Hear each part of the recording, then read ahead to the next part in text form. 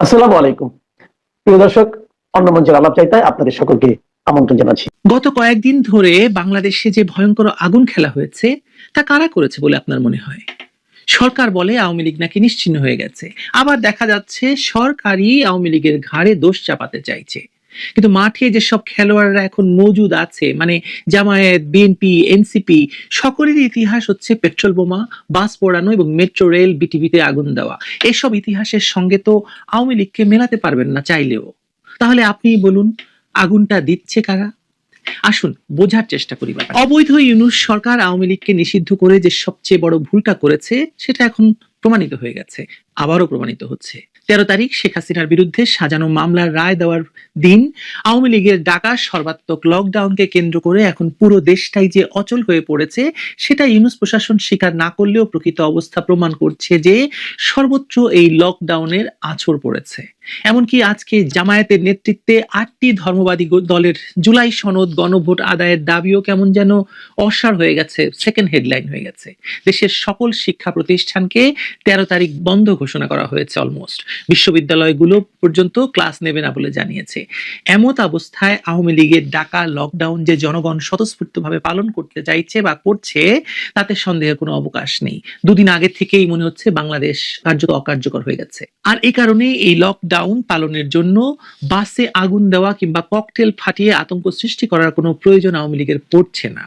বরং মাঠে থাকা জামায়াত এবং এনসিপির গুন্ডারা নির্বাচন ঠেকাতে আবারও অগ্নি সন্ত্রাস করছে এবং আওয়ামী লীগের ঘাড়ে দোষ চাপাচ্ছে। তার প্রমাণ অনেক জায়গায় পেয়ে যাবেন, বিশেষ করে এনসিপির অফিসের সামনে ককটেল বিস্ফোরণের ঘটনা এবং তাজা ককটেল পাওয়া যাওয়ার পর সেখানে খালি হাতে, কোনো কিছু ছাড়াই খালি হাতে ককটেল তুলে নিয়ে পানিতে চুবাচ্ছে বলে একটা ভিডিও ছড়িয়ে পড়েছে। বোঝাই যাচ্ছে এটা যে একটা খেলা।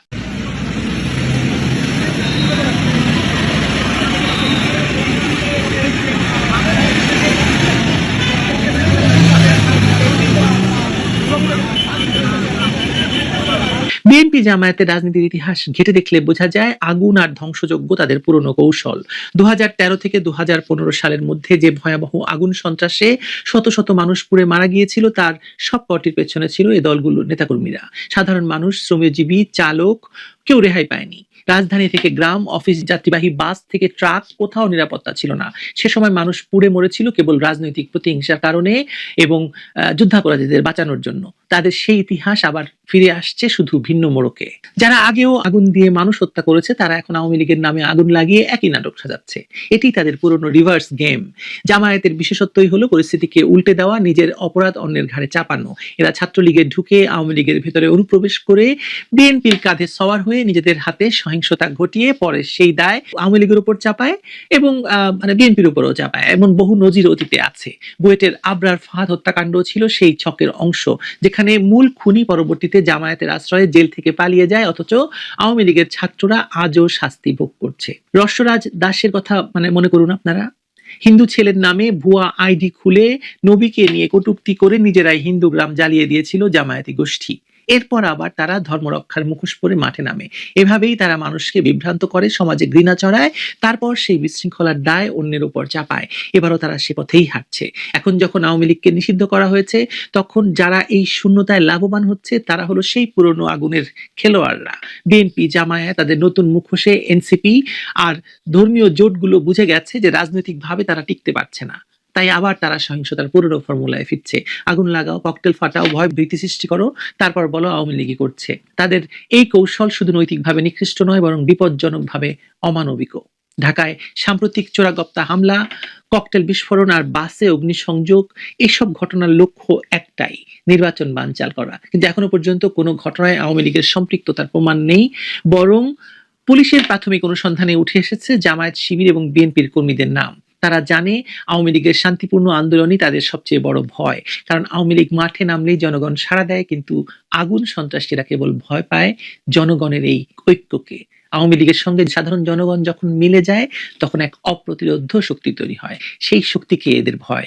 2013 সাল থেকে আজ পর্যন্ত আওয়ামী লীগের কোনো আন্দোলনে সাধারণ মানুষ বা রাষ্ট্রীয় সম্পদের ক্ষতি হয়েছে বলে নজির নেই।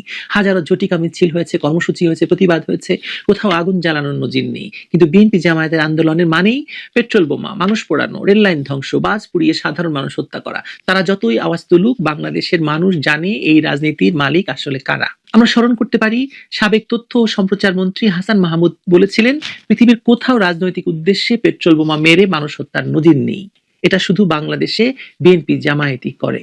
এ কথার সত্যতা আজ আন্তর্জাতিকভাবেও স্বীকৃত। কমনওয়েলথ পর্যন্ত বলছে যে গত 20 বছরে এমন রাজনৈতিক সহিংসতা আর কোথাও দেখা যায়নি যা বাংলাদেশে দেখা গেছে। অথচ আজ এই দলগুলোকেই কেউ কেউ মানবাধিকারের মুখোশ পরে রাজনৈতিক সংলাপের দাবিতে সহযোগিতা করছে। এটা যেমন হাস্যকর তেমনি বিপজ্জনক। ইউনূস প্রশাসন এখন বলছে লকডাউনকে কেন্দ্র করে আগুন লাগছে, অথচ তারা দেখতে চাইছে না যে জনগণ নিজের ইচ্ছায় ঘরে আছে, শহর বন্ধ, দোকানপাট বন্ধ, কারণ মানুষ আওয়ামী লীগের ডাকে সাড়া দিয়েছে। এমন পরিস্থিতিতে আওয়ামী লীগ কেন আগুন দেবে বলুন তো? যে দল স্বতঃস্ফূর্তভাবে গণ আন্দোলনে জনসমর্থন পাচ্ছে, তার আগুন লাগানোর তো কোনো কারণ নেই। বরং এই মুহূর্তে একমাত্র যুক্তি হচ্ছে যারা এই লকডাউন ব্যর্থ করতে চায় তারাই আগুন দিচ্ছে। এই যে ভয়ঙ্কর অচল অবস্থায় দেশটাকে ফেলেছে ইউনূস এবং তার জুলাই সন্ত্রাসের সঙ্গীরা, সেটা এড়ানো যেত যদি দেশে স্বাভাবিক রাজনৈতিক স্রোত অব্যাহত থাকতো, যদি আওয়ামী লীগের মতো সবচেয়ে বড় রাজনৈতিক দলটিকে নিষিদ্ধ না করা হতো, যদি না হাজার হাজার আওয়ামী লীগ নেতাকর্মীকে হত্যা আর লাখ লাখ নেতাকর্মীকে জেলে বা জুলুম না করা হতো তাদের উপরে। বাংলাদেশটাকে যে বারবার আওয়ামী লীগই বিরাজনীতিকরণ আর দখলদারদের হাত থেকে রক্ষা করতে পারে, অতীত যেমন তা প্রমাণ করেছে, এখনো সে প্রমাণ আমরা পাচ্ছি। সুতরাং আওয়ামী লীগের আগুন সন্ত্রাস করার দরকার নেই, দরকার পড়ছে না, কারণ মানুষ আওয়ামী লীগের সাথে আছে, মানুষ আওয়ামী লীগের কাছ থেকে যায়নি। আপনি সামাজিক যোগাযোগ মাধ্যমে খুলেই দেখতে পাবেন যে হাজার হাজার লোক, লাখ লাখ মানুষ বলছে আগেই ভালো ছিলাম। এই আগেই ভালো ছিলাম মানুষগুলো তো আওয়ামী লীগের পক্ষে কথা বলবে, তারা তো মানে সমাজ থেকে, রাষ্ট্র থেকে উধাও হয়ে যায়নি, তাই না? আপনি আপনার বিবেককে প্রশ্ন করে দেখুন না কেন, আপনার বিবেক কি বলে? আওয়ামী লীগ এই আগুন সন্ত্রাসের ট্রেনিং তাদের আছে? আমার মনে হয়নি, আমি সেটা দেখতে পাচ্ছি না।